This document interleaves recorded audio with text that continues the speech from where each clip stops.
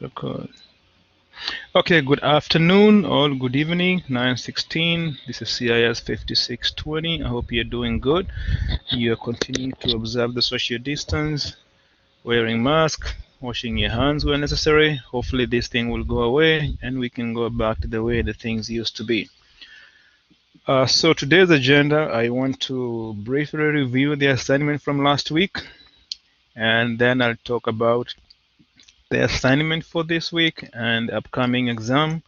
And if we have time, we are going to cover some of the concept from chapter 4. Okay, so I'm sharing my screen and I'm hoping that you are able to see what I can see. Is that clear what I'm sharing on your screen? Yes. Okay, so that's the piece that I'm going to start with. And this is the professional participation event. You know, you're supposed to attend at least 2 events. And like I've mentioned before, if you're working and there is something going on in your place of work, you can use that. Also, here there is an event that's going to take place. I think is going to be online. So if you click on this link here, it's going to, oh, nice, populate like that. And this is actually going to be taking place. When is this happening? October 1st. So you still have time to do that. And I think you should register here, and this should count towards that.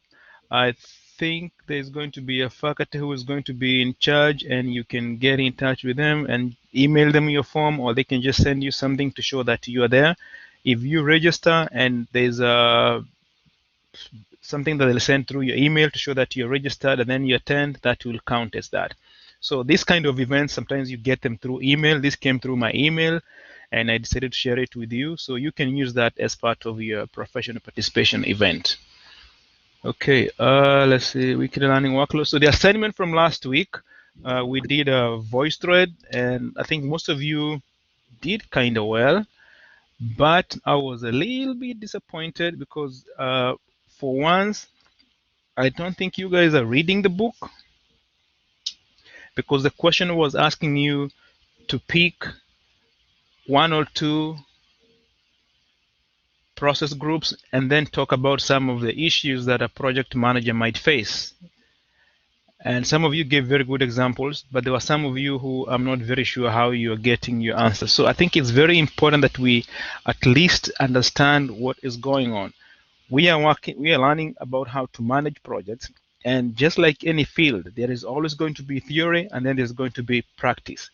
If you are good in theory, there is a very high chance that you're going to be good in practice. Tom Brady, a very good quarterback. He didn't do very well last week. But for him to be a very good quarterback, he needs to understand a lot of plays. Okay, and that's why they have that thing they put on your arms, and it has all those plays, and he needs to remember this play, and the same thing happens with his comrades or his colleagues. So if you understand the theory, it's going to be a little bit much easier for you to see how you're going to be applying that theory into the real world. So when you talk about the process group, we mentioned that there are going to be 5 process groups, and that is kind of like the life cycle of the project. You have the initiating, you have the planning, you have the executing, and then you have the controlling and monitoring, and then there is the closing. And you're supposed to pick one of those 2 and then tell me about what you expect to be the problem for a project manager if he does not take enough time in one of those stages. So if you take the initiating, when you're trying to come up with a plan, now, in the initiating is where you are trying to understand exactly what is going to be happening. Somebody mentioned about brainstorming, which is a very good concept. But you do the brainstorming so that you are completely clear on exactly what is it that you're going to be working on. So the brainstorming is where you bring in the stakeholders and you ask them the questions. If you're implementing an IT system, what is this system going to be doing? What is it that was happening in the organization before that you want to change by bringing in the new system? If you're putting up a new dome, for instance, Central, we just built some very beautiful domes here. Before we implement that project, people had to sit down and brainstorm and say, okay, we need a dome. How much is it going to cost? Where are we going to get the resources from? How long is it going to take for us to finish that? So if you do that and you have a very good plan, then that ensures that down the road, you're not going to run into some of the problem that occur if you don't do a very good planning. Like somebody mentioned, not being able to get the right budget. If you don't do good planning, you might think that the project is going to be taking 1 year while it should be taking maybe what? 1 year and a half, or maybe even sometimes less than that. So the key reason why we are asking you to use VoiceThread is because we want to help you improve your communication skills. So when you're making that presentation, I see some of you actually doing very well. They stand up and then you make a very nice presentation. This is going to be the new norm. This is how some of us are going to be interviewing for the jobs. This is how some of us are going to be communicating, or they're already communicating with our colleagues. So please take this seriously. And some things that you can do is make sure that you prepare well before. If you have to type your information, do that.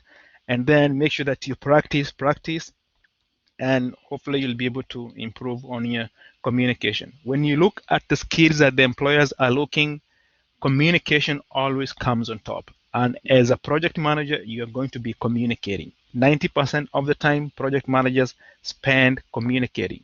So you need to make sure that you understand a good deal of who your stakeholders are so that you'll be able to know how to communicate with them down the road. I think that was the main challenge that I saw in that part of the question. So for this week, we are in week 4. We are going to be looking at project integration management, and we will go through some of the concept. So in terms of the assignment, we technically don't have anything that is due this. Actually, we do have something that is due. I'm sorry. So you're supposed to be picking your group research paper. Now, when I go to the groups right here, and you're supposed to have, everybody's supposed to have a group in here. And if, I don't know, are you able to access these groups? Let me start from there. Yes. Okay, so if I click on group 1, for instance, these are the members of this group. And what you're supposed to do is you can use any of these tools right here. So you can do the discussion board, or you can even use group journal, you can use the blog, you can collaborate. So if you click on collaborate, you have the same platform like the one we have, and you're able to share and exchange information. So I'm a little bit surprised that I don't see anything going on in these groups, and this is how you're supposed to be coming up with your group paper. So the research paper is supposed to be a group effort. And if I don't see anything going on here, then that is telling me something is not working properly. So under the group discussion board, this is where you should be able to come in here, and then you exchange the information. Okay, come up with, create some threads, and then exchange information and say, this is what you're going to be working on. Why is this a good topic? And then you let me know, and I'll come in and give you some comments. This is how you're going to be working in the organization. So are we familiar with that, or something is not correct? Naya? Can I ask a question? Sure. So I emailed you and asked you where we submit our topics at. So is that where you want us to put in that group create thread where our topic is supposed to be? Yes. So this is what you're going to, because I want to see the discussion. I want to see the back and forth about how you arrived at the topic, and I want to make sure that everybody is participating. This is one of the way that I can know that everybody is participating in the group. So when Okay. somebody suggests a topic, then somebody can say, okay, we can do that, but we can add this. And then somebody say, no, I don't like that. Maybe we can work with this, and on like that. Because this is an Gotcha. online class, and this is one of the way in which we are actually going to be able to create that interaction and make sure that at least it's not one-way sided. The same thing with why we're using VoiceThread. Okay. Because my group has been we've been communicating, but it's been through text message and not through the Blackboard. So I was just wondering how you wanted us to do that. Yeah, so let's use Blackboard because there's record. And you know the best thing with this way is if something happens and I'm not teaching this class, somebody comes up, they'll just come in and be able to see the record. Okay, or if Okay. something happens to you mid and you need to get the grade or something like that, there's always a record. So that's why I always tell you, if you're submitting your assignment, use Blackboard because there's a record for that. If you send me an email, that complicates things because if once I'm gone, I have access to that email, that might be a problem. But Blackboard is school owned. There are other people who have access to it. They can always go back and review and say what happened. Okay, so make sure you're doing that. And that was on the assignment piece. Okay, so your group topic, that should be what you should be submitting this week. Actually, it's just speaking, you're not submitting it yet, I think. Okay, and then you have the project that you're working on. So I gave you this appendix here, and this is the same one that you'll find in your book. I think some of you are saying you can't find it. So this appendix walks you through what is Microsoft Project. And like I said, we're not teaching you how to use the software in this class, but at least we're giving you the tools to help you do that. We have Microsoft Project through Ego Apps. If you don't have Microsoft on your computer, you can access it through Ego Apps. And at least try to walk through this appendix and see whether you can enter those out. You can follow that. It's actually like a manual. And then it just walks you through the process, and you're supposed to enter the information and see how you're creating the Gantt chart and how the relationships are there and how you can adjust the duration of the project and on like that.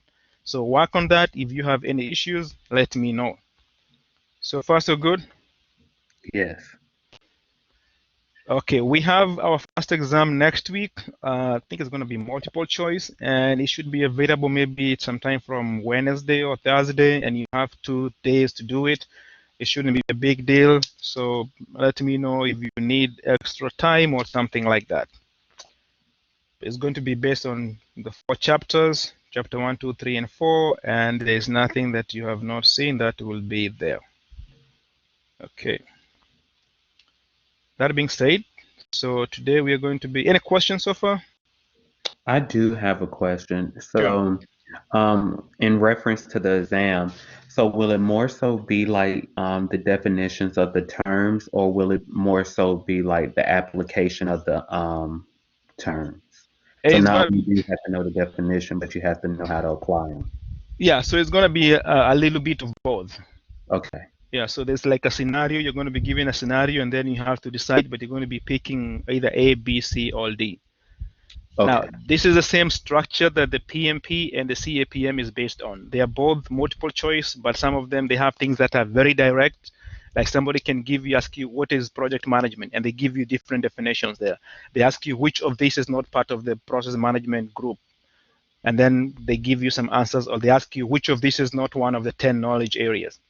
But then there are others that are going to be a little bit of a scenario. They tell you a project manager did X, Y, Z, and he realized that the budget was this or that. Which one? Why do you think that was not the case? So it's going to be something like that. Okay. Thank you. Sure. Okay, so let's see what's going on in chapter 4, because I think this is an important chapter for us to go through, and I'll mention some of the key items. And before I actually do that, I have posted some videos under what you're calling LAN, and I'll mention about these videos a little bit. I don't know whether you guys watch these videos. I do. Okay, very good. I didn't want to reinvent the wheel, but these videos, I think they're very, very important. Remember, you are MBA students, Master of Business Administration. We are not going to be teaching you everything in project management. But like, for instance, when you look at the first video here, that's talking about the SWOT analysis and the tools analysis, is, I think, very well detailed and is very clear. And this is a concept that you're going to use whether you're in marketing, you are in finance, you are in sales, you are in accounting, you are in IT. Most of the organizations go through the SWOT analysis, and also they go through what is tools analysis. Now, the reason why we are using it here is because when you're working on a project, you need to go through the analysis to see how is that project going to be adding value to your organization. And we always say that the project that the company undertakes should be aligned with the strategy of the organization. So that brings us to another concept of what is called the Porter's competitive model. Some of you might have heard about that, some of you might not have. If you have not gone through Porter's competitive model as an MBA student, you need to know that. Porter's competitive model is made up of 5 forces and is a concept that every business needs to be aware of, because that's how you make sure that you are competitive. You are maintaining your competition in the industry. So go through this video on the SWOT analysis.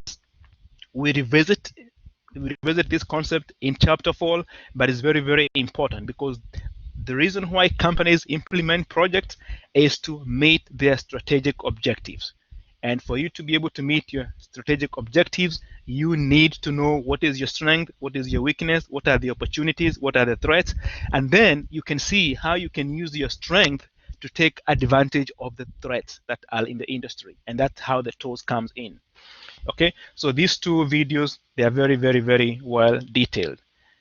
This one here talks about project integration management, and it goes to a little bit more details. It gives you the 10 knowledge areas and the 5 process group, and then it walks you through how each of it is aligned and how you can work with the project. So we'll go through at least that part for today. Project selection, another very important concept. Most of the companies have a lot of projects that they would like to implement, but they can't do that. So what will usually happen is a company has to decide on which of the projects are we going to invest in. So there are a number of criteria that the company uses. Now, I sent you a Microsoft Excel worksheet, I think yesterday or today, that shows you how to go about determining the return on investment on a project. So this video here walks you through the two main techniques that are used for selecting a project.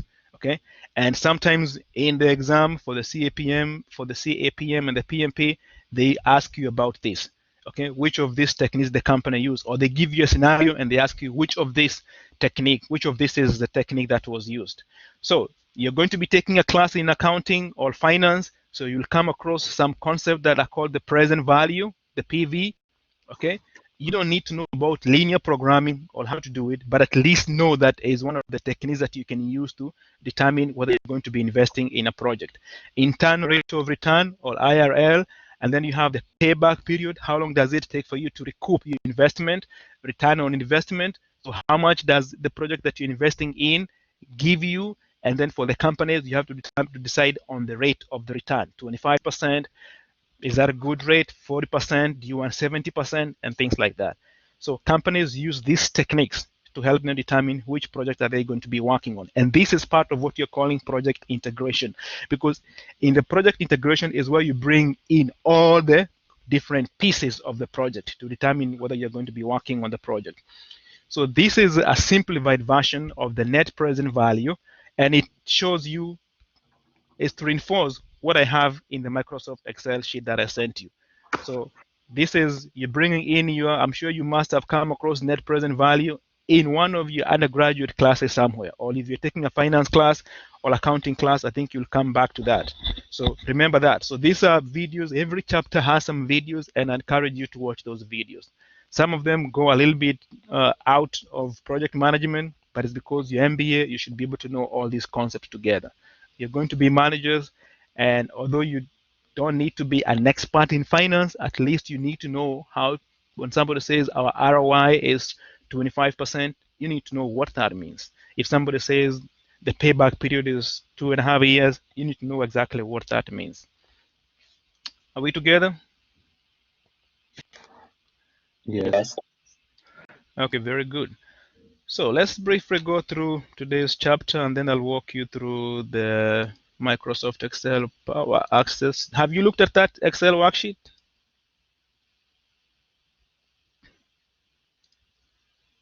You don't even know. Do you know what Excel worksheet I'm talking about? Just be honest. Yes, the one you sent out yesterday. Okay, so some of you have looked at it. If you haven't, you still have time. But like we agreed last week, maybe I mentioned that, you're going to do yourself a big favor if at least you have an idea about what is happening in the class. So don't wait until it's time for the class for you to start going through the notes. Make sure that either before the class, at least you set 1 hour and at least have an idea. So browse the chapter, the concept, and then if you have some questions, you can bring those questions in the class. That's one of the ways that you're going to be able to learn. I think you'll be able to learn much, much better that way. So okay, so this is what you're going to be looking at. Chapter 4, Project Integration Management. Remember, this is part of the 10 knowledge areas in project management. And let's see what we got here. So we have a few learning objectives. We're looking at the project integration management and see how that relates to the other knowledge areas. And then you look at strategic planning. This is very, very important. This is at the core of the MBA. you talk about the strategy, and then you're looking at how the company comes up with your strategy. And then you see how you can apply that to selecting the project, which project is going to be helping us to fulfill our strategic objectives. And then you have what you're calling a project charter. So project charter is that document that officially authorizes the project manager to start using the organizational resources. So it's kind of like a document that says, okay, this project has been selected. Now we can start working on it. Okay, and then we have project management plan and other concepts down the road. So we won't go through all this. Now we see IT sometimes, and I say don't let that throw you off. This concept applied to any other area. We're going to be looking at some of the software that you can use. Microsoft Project is one of them. I think Primavera is another one. Microsoft Excel is another software that you're going to be using. Microsoft PowerPoint, because you might be making presentations. So if you are not very good at those software, maybe you might consider Googling and going to the internet and finding some of that, using some of the concept from the internet to help you get that. Okay, so project managers, we're saying they coordinate all the knowledge areas through the life cycle of the project. So the 5 process groups are part of the knowledge area, are part of the project life cycle, and you need to be able to at least have an idea of what they are. You don't have to cram all of them, but at least know you have the initiating all the way to closing the project. So you need to have what is called the big picture, okay, which sometimes has been found to be very troublesome sometimes to the project managers. And I think there's an opening case in your book that you can go through and see why that project manager was having a problem with that. But all what we are saying is that anytime that you engage in a project, you have to think about the strategic objective of the organization. You're taking project management class, it is part of your curriculum. It is part of your MBA. How is it going to help you to be more marketable? How is it going to help you to be a better manager? Okay, is the whole. You don't just take classes for the sake of it. At this level, you take classes that you believe are going to make you more marketable. They are going to help you to be more competitive. Okay. So when you talk about the project integration, sometimes you talk about the software integration for people who are programmers. With software integration is where you bring different component, different pieces of the software together. It's a little bit different from project integration. So just in case we have some software programmers around. Okay, so we have the processes that are involved in the project integration management. And sometimes when you have PowerPoint like this, they can be a little bit misleading but repetitive. So if I may go back to our screen here, I think we did this last week, and we go back to and just bear with me. We go back to, I think it was week 3, and this was in the learning. Did I share these folders with you?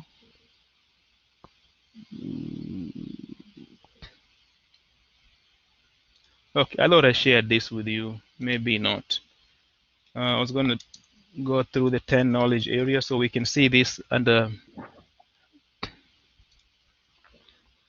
as a holistic thing all together. Let me see whether I can pull it really quick. If not, we can always come back to it. The 10 knowledge areas. Did I share a file with you that had the 10 knowledge areas all together? I do not know. I remember seeing them, I guess, in the book. Integration, scope, time, and cost and quality. You're talking about those knowledge areas? Yes. Mm-hmm. Okay, let me see whether this is gonna show up. If it does, this is nice. If not, okay, good. So I'll share this with you. Just give me a minute. And share that.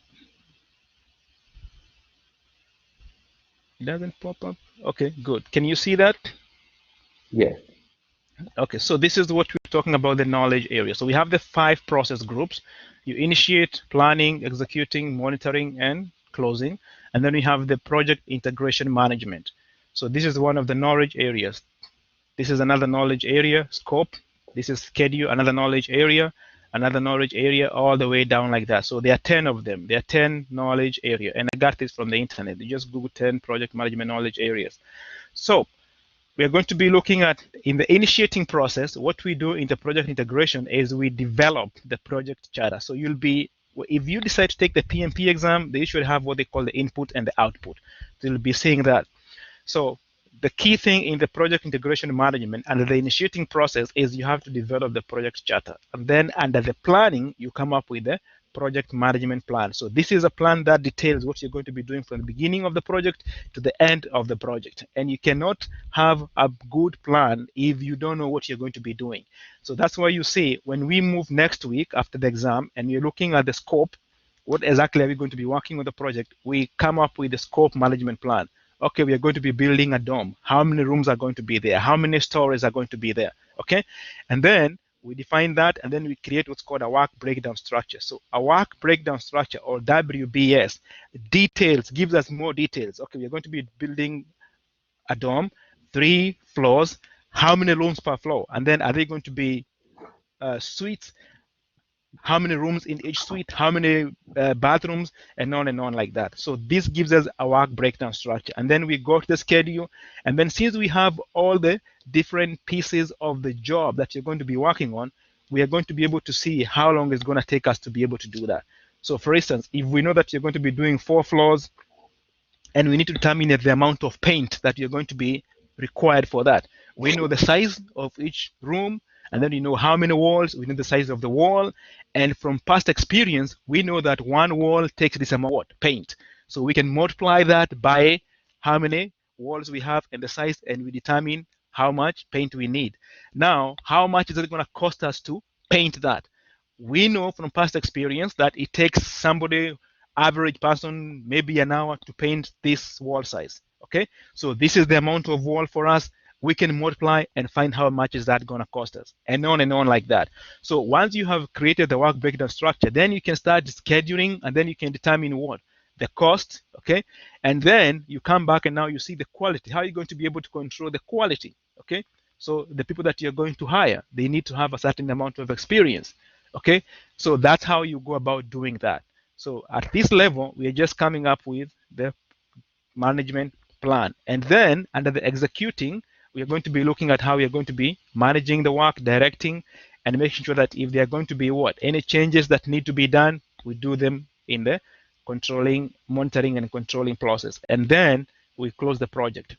So you see that the integration is very important because it has a piece in each of the first process group.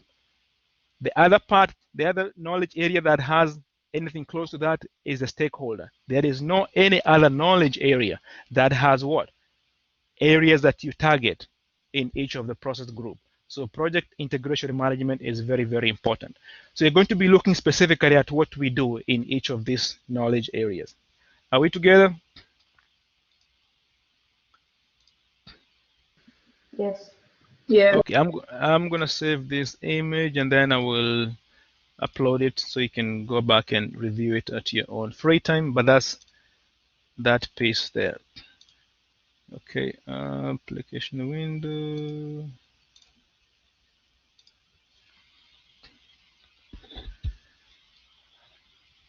Okay, so we looked at developing the project charter, and then you have management plan, you direct. So those are the 5 processes. You monitor, you control, then you do some changes and things like that. So this is how sometimes they present it. So you're looking at the initiating. This is the process group initiating, and the process is develop the project charter, okay, and the output is the project charter. So you're going to be coming up with a document that details what needs to be done. It's kind of a summary of the project, and I think there is an example that we can look very shortly. And then so initiating, and then after that you got the planning. What happens in the planning? You're coming up with a management plan, okay. You're developing it, and the output is project management plan. And then from there you go to the executing. This is where you're actually doing the work. So the process is direct and manage the project work, and then you have a number of outputs, deliverables. These are going to be the output. Is it something that you can touch? Is it a service that you're improving? Is it a software? Or the way like that, okay? And then you're going to be having some data that you're going to be producing. So some maybe reports that are showing how the project is progressing, because it is through this performance data that you're able to see whether the project is progressing well. That's where we have midterm grades. That's where we have early warning grades. That's part of work performance data. Then we have the change change request. Anytime that you're working on a project and there is a change that needs to be done, it has to go through an official process. It's the same way at the end of the semester. If you want to change the grade, it has to go through a process. Talk to your professor. If not, talk to your chair department. If not, go to the dean. If not, registrar, and on like that. Okay, so there is a formal change management process that you as a project manager you need to lay down, and there is usually a committee that actually meets to determine whether you're going to make changes to the project. Because when you make changes to a project, there's going to be what money involved, there's going to be schedule changes and things like that. And then you have the updates. So when you make the change, you have to go and update your plan. And then you have some documents that you're going to be producing that are going to be shared with the different stakeholders.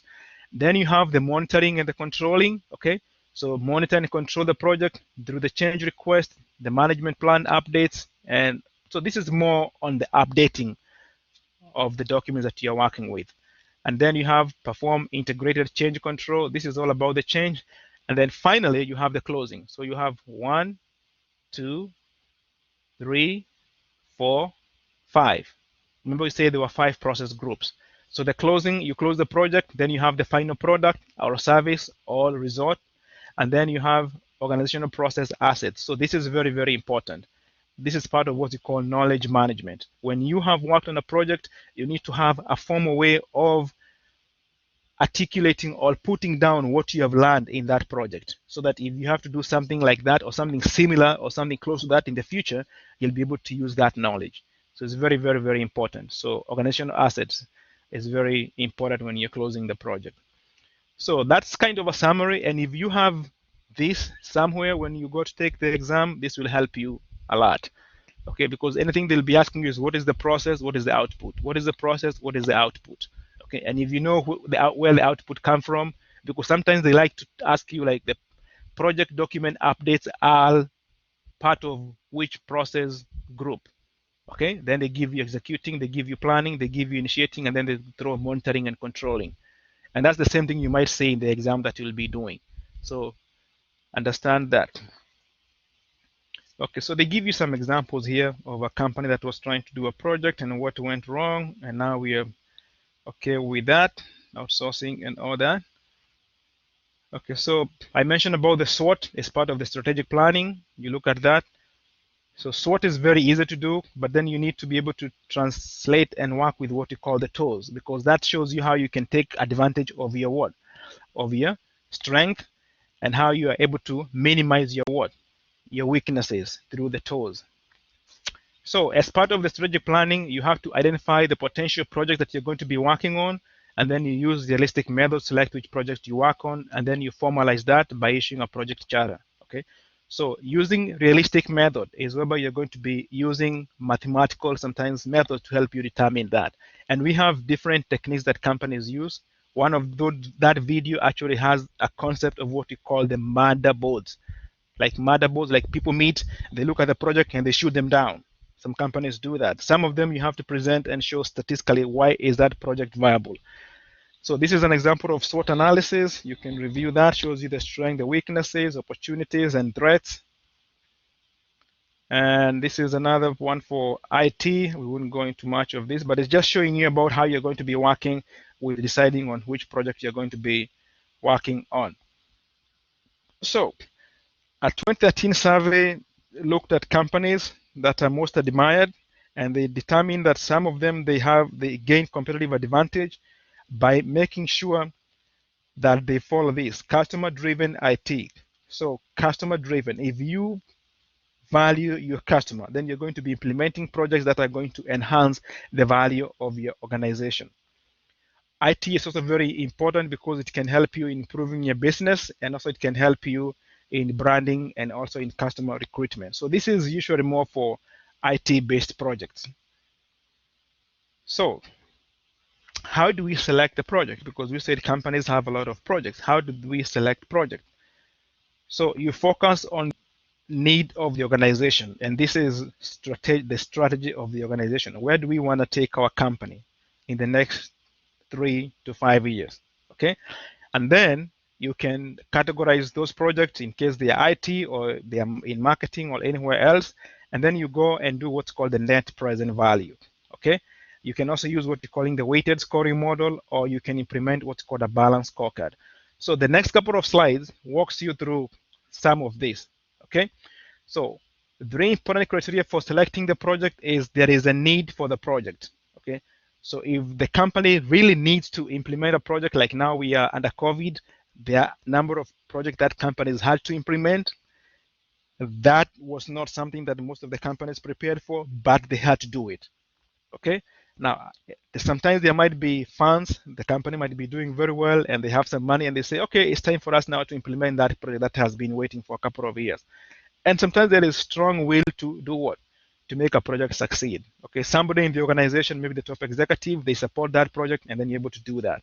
So this can be a criteria for doing that. Okay. Now there are also other categorizations that you can use to help you in selecting a project. And a project can be done when we are trying to solve a problem.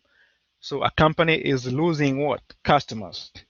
And maybe why are we losing customers? So we need to implement a project that's going to help us do that.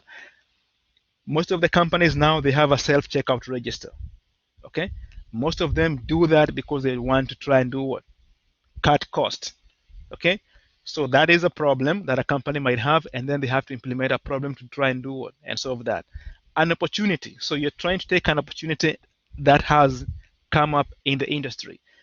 If you go back and look at the Porter's competitive model, you look at the five forces, you have competition within the industry, and then you have new entrants, substitute products.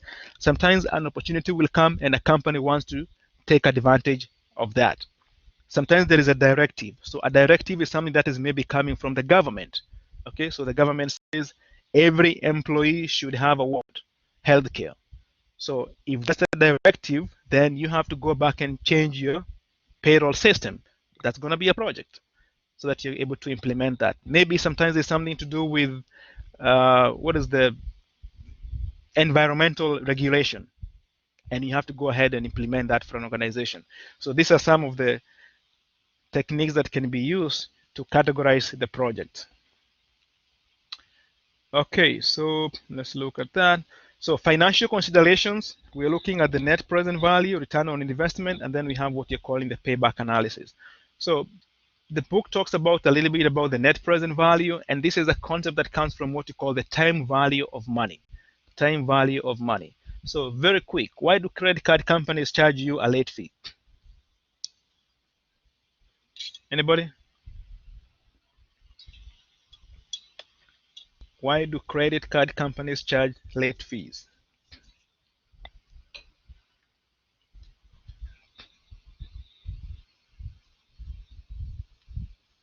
Are you guys gone? Can you hear me? Or maybe let's put it this other way. What is time value of money? When somebody says the time value of money, what does that mean? Basically the value of money as it accumulates over time. So like the value of something either depreciates or as it accumulates over time. So like does Okay. it gain value? Okay. So if you have $100 today, $100 today, and you go to buy gas, and somebody else had a dollar 10 years ago, and they went to buy gas, who would have bought more gas? I didn't hear the last part of that. Could you repeat the last part? So somebody had $10 10 years ago, and they went to buy gas, and you have $100 today, and you go to buy gas. Who will buy more gas? So if I have $100 today and somebody had $10 of gas 10 years No, ago, 100. okay, so who would buy more gas? So the person 10 years ago would get more gas because gas was cheaper. Okay, so that's because of inflation also. Anyhow, so when we talk about the time value of money, what we mean is that if you have $100 today, $100 today is worth more than $100 1 year from now. And that is because if you have $100 today, you can invest that $100. And after 1 year, you'll have maybe 110 if the return is 10% or something like that. That's why is one of the reasons why credit card companies, they give you some money And then at the end of the month, they want you to pay that money. If you don't pay that money, they charge you an interest. Why? Because if you had given them their money at the end of the month, they can take that money and invest it somewhere, and then they'll be able to get a return. So the net present value concept is based on that. And what companies do is they look at a project and they say this project is going to cost us 5,000 today, and we are going to get the return on this project, the value in 5 years time. So is it a good project for us to invest in? So what you want to do is you want to invest in projects that have a positive net present value. Positive net present value. One of that videos that I asked you to watch actually walks you through the net present value and gives you an example of two projects, and one has a higher net present value, one has a low net present value, and it asks you which of those projects should you invest in. So what I'm going to do is I will walk you through that Excel worksheet that I provided you, because I think it might have some important concept that maybe down the road you might use. And if you have not looked at this, go back and look at it. I posted it in the class lecture. And what we can do here is I'm going to make a copy, move a copy, and create a copy, move it to the end. We have that. Okay, you can see that? Yes. The NPV. And so what I'm going to do is year 1, year 2, year 3, year 4, year 5. Let me see.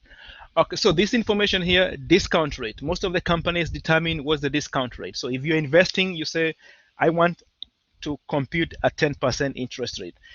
In the stock market, some people will tell you if you invest in the stock market and you get 10%, get out.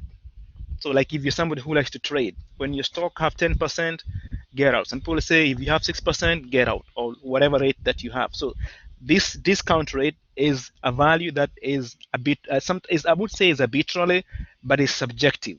So in this case, you're using 10%. So don't worry about this value here, 1 plus R. So just know about the discount rate. Anytime that you're working with the net present value, they'd always give you the discount rate. Now, the equation for the net present value actually comes from what you call the future value, because what you're saying is you have $100, how much is that $100 worth from today? So you compute the future value of that, and the way you do that is you have the PV, which is the present value, $100, you multiply that by 1 plus R is the rate of return, and then you raise that to the power of N. N is the number of periods. So if you're looking at 1 year, that's going to be 1. If it's 2 years, that's going to be 2. If you're looking at 6 months and you're using the month as the period, that's going to be 6. So this is very important. You don't have to cram this, but at least know that if you need this formula, you can be able to find it on the internet. And the most important part is for you to know how to interpret that formula. So we say future value equals the present value, and then you multiply that by that. But what you're interested in is we want to find the net present value. So the net is a net because you're going to be adding value from multiple periods. So to find the net present value, we divide both sides by what? By this portion of the equation right here. Okay? And that's where we come back here and we say this equation here, I'm hoping is big enough for you to see. Maybe I should increase the font size. Are you able to see it? Is the font good enough on your computers? Yes, I'm able to see it. Okay, because I want to make sure that you can see most of the stuff. Okay, so we have the equation here for net present value, and then when I flip the equation, this is what I get. So I have PV, so this is the same equation here. I've only switched the values, and then I divide by this portion here, and I end up with this. So present value equals to FV all the way like that. So what I'm going to do is I will walk you through this. We have, so up to this point over here, we're okay with that. We have a project that you're going to be investing in, and you're looking at 5 years. And what we are saying is that we have the benefits. For the first year, we don't have any benefits on that project, but it's going to cost us what? 5,000. Are we together on that? Yes. So let me take this out. I'm going to take all that out. And then in the second year, we have 2,000 as the benefits, and then the cost is going to be 1,000. So this might be like the maintenance cost or things like that. The third year, we get 3,000 from the project. The benefits is 1,000 for the year, 4,000, like that. Up to the 5th year, we have that. Are we together? Yes. Okay, so we need to find the cash flow, okay, because for us to compute the net present value, we need the cash flow. And one of the ways that we can do to find the cash flow is we can come in here and use the formula. Anytime that you're working with Excel and you want to tell Excel you're going to be using a formula, you start with the equal sign, and you're going to be doing what? You're going to be doing the benefits minus what? Minus the cost. Okay, that's the cash flow. How much money is coming into your organization? Okay, and that gives us a negative 5,000 because in the first year we have not gotten any what, any value uh, from that organization. So I'm actually going to take this out so I can show you how to arrive at them. Okay, so the next year, the same thing. We come in here and we say it's going to be what? Benefits minus cost is our what? Is our cash value. Okay, makes sense? Okay, somebody says the voice is breaking up. I'm sorry. Okay, so we have that. Now, since we have these values here and we're using cells, so in Excel, you have the cells and you have what's called the cell reference. So if, so if you want to mute, if somebody has their mic, you can mute so that we don't have the interference. If you're using Excel, you have the cell reference. So this is cell C6, I can tell that. This is the cell C7. And since this is Excel, you don't have to keep putting the formula here. You can just select the first cell and then you do what's called autofill. And you have that. And that's going to compute for you the values like that. And if I click here, you come up the formula bar here, you'll be able to see the values that you're working with. Same thing, I want to find the total. I'll come in here and I can say equals to sum. I'm using a function. Remember I said a tool that you can use to help you manage your project. One is Microsoft Excel. If you've forgotten how to work with Microsoft Excel, review some of the videos on the what? On the internet. So that gives you that. So we have what totals here, like that. And then you can come back here, and because these are not goats, these are what? This is money, is in currency. You can come here under the numbers and you specify that you want this to be what? You can use the accounting formula, or you can use what? Accounting, or you can use the currency, depending on which one you want to use. So some of the companies have different policies on how they represent their what? Their money. So if you use the currency, you have that. It gives us decimal places. We don't want a lot of decimals. So you minimize that, and then you have that. So if you use currency, you can see that the dollar signs are going to be next to your money. If you don't want that, if you want to see some separation, then you can use accounting. And the accounting, we don't want, you can see with the accounting, it puts the money a little bit away. So there is a distinction between your values and the currency. So far, so good. Are you there? Yes. Yes. Okay, Yes. so this can go on for 10 years if your project is 10 years, or it can be months or whatever period you have. Now we need to compute the net present value, and I've broken up equation. This is the equation that you need to work with, the present value. So you're doing this for each year. So you'll do it for year 1, year 2, year 3, year 4, year 5. If you're doing this manually, so what you'll do is you'll come in here, and what you're going to do is you see this piece of the account equation here. You're going to use this piece of the equation and translate it into an Excel formula. So because you're using a formula, you tell Excel, I need a formula, you say equals to, and because you're using the cell reference, you don't have to type the raw values.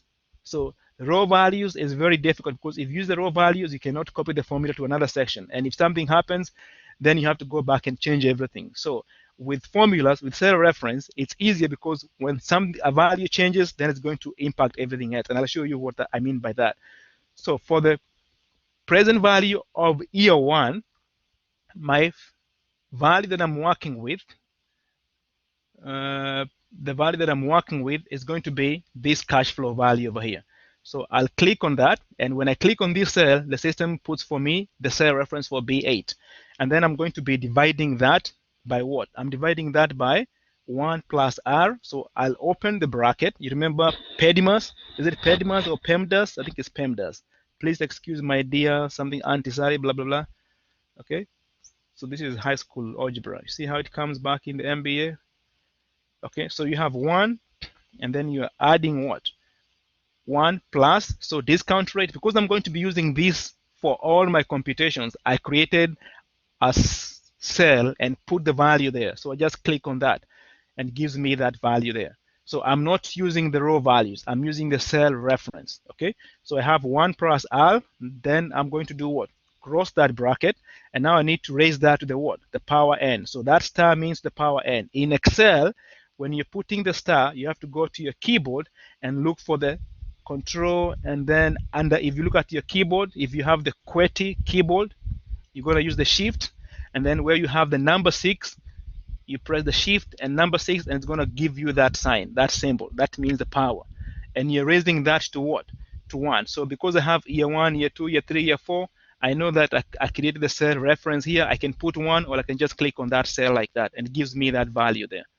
So this equation here represents this piece of this equation over here. Does it make sense? Somebody say yes or no. Yes. Okay, so after I finish that, I'm going to press enter. Okay, and that gives me this value over here. Okay, so if I want to see that I'm doing the right thing, I can come back here. I click on my formula bar, and then tells me the value that I'm using. So I'm using this value, this value, this value, and this value. And then I'll come back here for period 2, the present value in period 2, and do the same thing. So that's the formula for period 2. And then you do the same thing for period 3, and period 4, and period 5. And that gives me the present value of all these values. Are we together so far? Or should you do another one? Yes. Okay, so remember, we need the net present value. These are present value. We need the net present value. So to get the net present value for the 5 years, you're going to add those values. And what we do is we're using the equation, because we're telling the Excel using the formula. You'll come in here, you click this value, then you say plus this value, plus this value, plus this value, plus this value, like that. So we have the formula, which is using a cell reference, and then you enter, and that gives you this value over here. So this is the net present value. So for this company, this is the value that they'll get from investing in this project after 5 years. Are we together? Yes, sir. So that's project 1. Now, this process that we did manually, you can actually do it in Excel using a function. You can do it in Excel using a function very, very easily. You don't have to always do all those computations. So Excel actually has a program that you can use to help you do that. So that program is called the net present value function. And what you do is you tell Excel, I'm going to use a formula. You press the equal sign, and then at least you need to have an idea. Remember, we say even Jesus, for the Christians, when he did the miracles, people brought something. Okay, you need some wine, give me some water. You need some bread, give me something. You need some fish, give me something. He didn't just do things from what? From thin air. So you need to at least have an idea about the function that you're going to be using. So we know that the function that you're going to be using is called the NPV, net present value. So you tell Excel, use that, type N, and then you say P, and then just by doing that, it gives you some ideas, some hints. Which one do you want to use? It tells you the first one returns the number of periods and investments based on periodic constant. So that's like the one you use when you're computing the credit card payments or mortgage. No, maybe it's the next one. NPV, it tells you returns the net present value of an investment based on a discount rate, blah blah blah. That's the one we want to do. So you click on that. Maybe double click. Okay, so once you double click, the Excel will pick that up, and then it opens the bracket for you. And now it's asking you for what's called arguments. Okay, so the arguments are the values that go into the function. This is the function here, and then these are the arguments. So we have the rate. So what is our rate? 10%. We can type 10% there, but since we might change this value here, we just want to use the cell reference. So we do that. And you can see that is bold, but it's telling us once you finish doing that, you put a comma. So you go to your keyboard and you put a comma, and then what happens? The other value become bold. So now asking you to enter those values. If you look at this, this is what you call a series, is an array. So it's expecting you to put in a group of values. Okay. Now we know that this is our cash flow. These are our values of the present values that the future values that you're using to help us in computing the present value. So what you do is you come to the first one here, click, and hold the mouse button, and then you drag all the way to the end like that. Okay, so that's the first 5 years. And you can see it shows you what's called the cell range. That's the cell range. And then you close the bracket like that. So you have you equate, you have your function, and you have your arguments, and after that you just press enter, and boom, it gives you the formula. So you can see this answer is the same as here. We did this manually, okay, a little bit of manual, but still using software, and this is just using one function, just one boom, and you're done. So the advantage of using the cell reference is because this company might come and say, you know what, today I think the federal, the SEC, whatever, whoever determines the credit, the interest rate. Who are they called in the US? The body that determines the credit rates. I'm sorry? Are you talking about APR? The APR? No, they met today and they say they are going to be the federal somebody. I can't remember the exact name. They're going to be reading the interest rates at zero for the next maybe 2 or 3 years. So that means that this is a very good time for companies to be borrowing. Okay, so that interest rate might change. So if the interest rate changes from 10% to maybe 12%, all what you have to do is you'll come in here and you change that value to 12%. And I want you to see what will happen to all the values that you computed. These values down here. So when you do that and you press enter, what happens? Everything changes. You see, everything changes. Okay, if they said maybe the interest rate is going to be 8%, that's what you're going to be using, you enter that, everything here down changes. That is the advantage of using cell reference. Okay, cell reference, because if you change the value in one cell, then it has impact on the other one. If we had used raw values, then any place that we had used that 10%, we have to go and make that change, which is very, very difficult. So we have this one project here. So this is project 1. And then we have another project. This is project 2 with different what? With different benefits and different what? Cost, and therefore different what? Cash flows. So we want to compare and see which of these projects are we going to be working on. Are we going to be implementing project 1, or are we going to be working with what? With project 2. So you do the same computations here. I gave you that. You break down that, and then you use the formulas right here the same way, all the way down like that. And then let's use the same interest rate so that we don't confuse. So 10%, 10%. So this gives us that. And then the other one, when we finish the computation, it gives us that. So which of these projects should we invest in?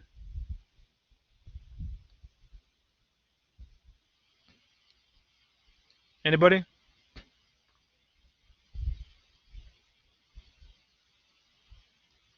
Are you guys there? Yes, sir. The sound's just breaking up on and off on mine a little bit. Okay, I'm very sorry about that.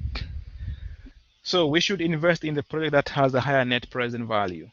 Okay, the higher net present value is the one that we should be investing in. Okay, so project 2 is the one we want to pick. So that's one of the techniques that you can use to choose a project, the net present value. Another one that you can use to help you pick a process is what is called the break-even analysis. So the break-even analysis is very straightforward, and I gave you an example here. You have a project. This is the revenue from the project. This is the cost. Then you have the profit, still using an equation. Okay, so profit is revenue minus cost. You generate that in the first year, second year, third year, up to 8 years. And then you want to determine what's called the what? The break-even. So break-even means a point whereby the cost and the revenue are going to be the same. Okay, we break even. You want to make sure that you have a project that is giving you a quicker break-even value. So from there, you can use a chart. If you look at this value, it's not very clear when that's going to be happening. But if you have this chart here, it's a little bit much easier. And all what you do is you highlight these values here, and then you go to insert, and you choose one of these charts here. You want to do maybe a line chart, and where are the line charts? Like that, and use designate. Let me see, which one did I use? Charts, line chart.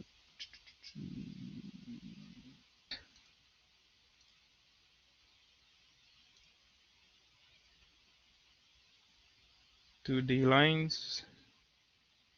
Okay, so we have that. Okay, you don't need. Okay, so you have the years down here, and then you have your revenue, and you have your cost. Okay, so you can see that somewhere in between 3 years and a half is when your project gives you what's called the break even. Okay, so you have the break even around year 3.5. So that's a good value. So if you have a project and you're comparing two projects, you can use this concept. So you have one project that has these values, then you have another project that has a different set of values. You can generate your charts, and then you have that. So that gives you the break-even analysis. So that's how you go about doing that. And if you click here, it can show you the value that you're using for that. Okay, and then you have what you're calling the weighted scoring model. So with the weighted scoring model is whereby you have a set of criteria that you use to determine what you need to have in a project. So you have, in this case, four projects, project 1, 2, 3, and 4, and you have a certain criteria. So this criteria is going to be,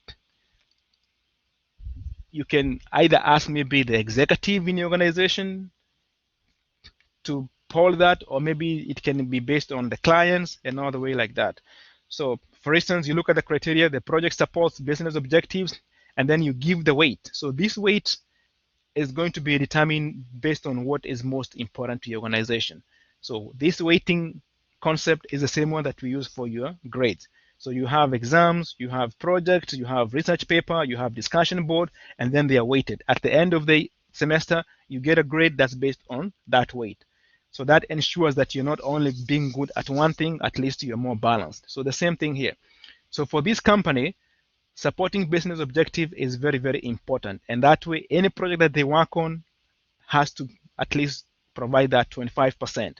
And then followed by net present value. And then you have strong internal sponsor and all the way down like that.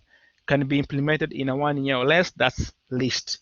Okay, so you have this weight. And then you look at a project.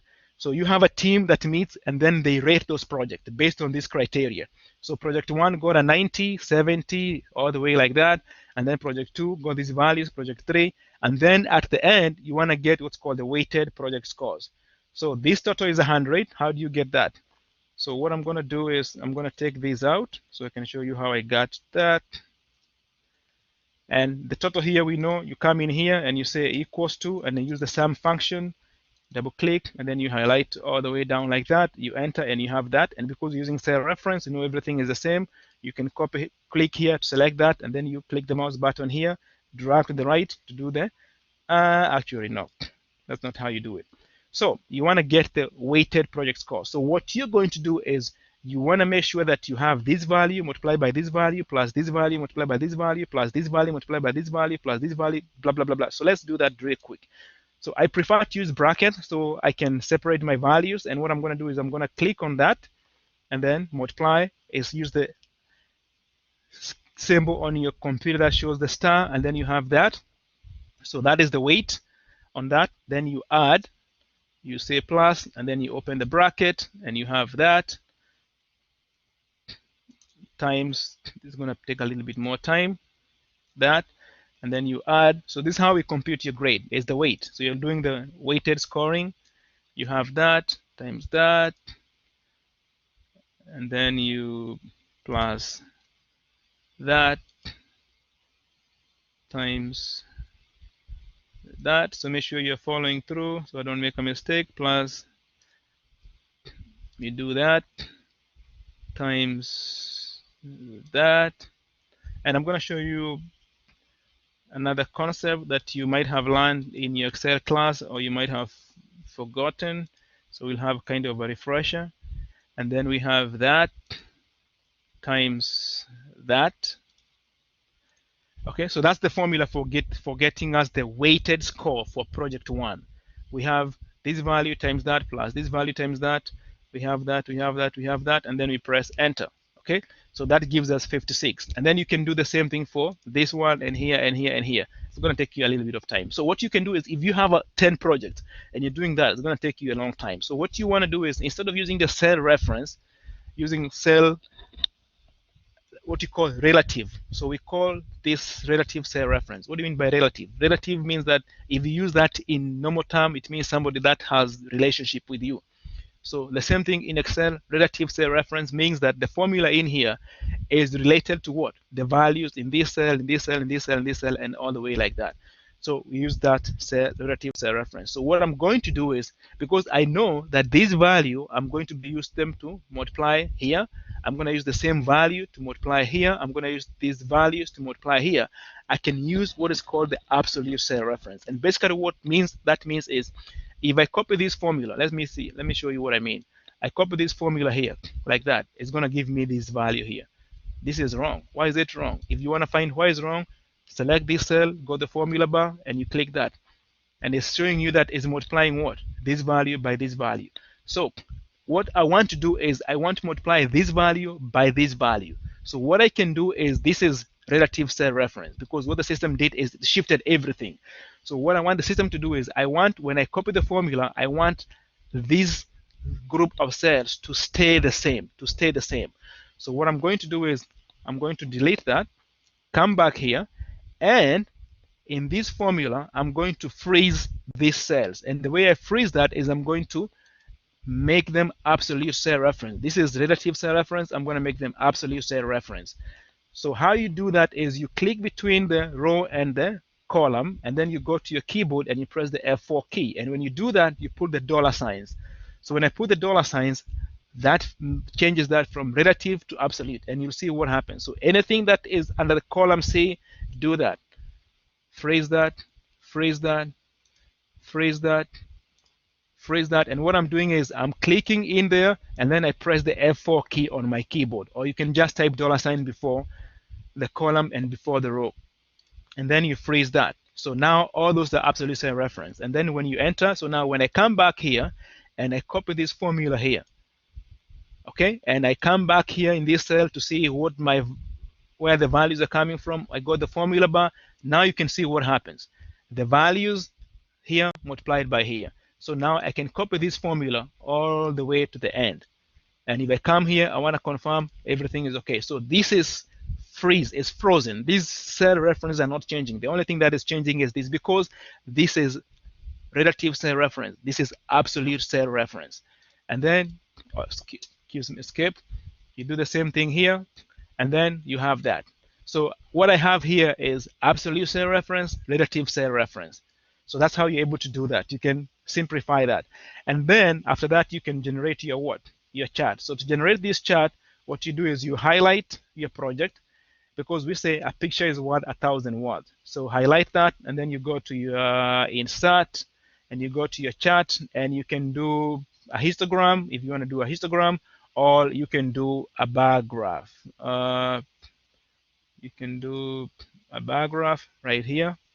That's too much. Like that. Why is it showing me all that? No, actually what I want to do is, I don't want to include these values here. I want to do a chart that has this and the values down here. So what you do is you highlight the headings, the one that has the project, select all that, then hold down the control key, and then select the weighted scores down there like that. Okay, and then you go to your charts, and you want to do the bar chart like that, and that's how you end up with this chart like this. So you have the project, and then you have the weighted scores over here, and you can actually even put the values if you want. If you click on this button here, chart elements, you come to data labels, and you move down here, you can say you want to put the data labels. So that shows you exactly where the values are, and you can specify where you want the data labels. Maybe you want them at the end like that. So it shows you this is 56, this is 78, this is 50, and that corresponds with the values that you have over here. So you have that chart over there. So that's what you're calling weighted score model. So you can use any of these to help you in picking up the project. So when you're working in an organization and you have to make a presentation to the executive saying this is the project that you're working on, and this is the reason why we are working on it, this is the data that you're going to be presenting. Okay? So remember PowerPoint. So you use Excel, get these charts, put them on Excel, and then you go ahead and present. So that's part of how you can determine how you're going to be presenting your project. Any questions?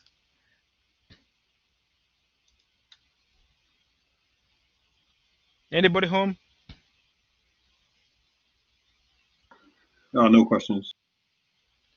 Okay, so basically that walks you through the different techniques that you can use to help you in computing your values and I think most of the other stuff you might actually be able to go through them. So if you give me 5 minutes, I'll finalize this. I said I'm going to try to be maybe less than 1 hour and nothing more than that. And let's see where we are. Okay, so we went through all this payback analysis, return on investment, calculating all this, discounted benefits, and return on investment. So this should help you to see how to do that. So I'm not planning on going through all this. So balance scorecard is a concept that you'll come across, I think, in maybe cost accounting. I'm not very sure, but it's something to do with accounting and finance.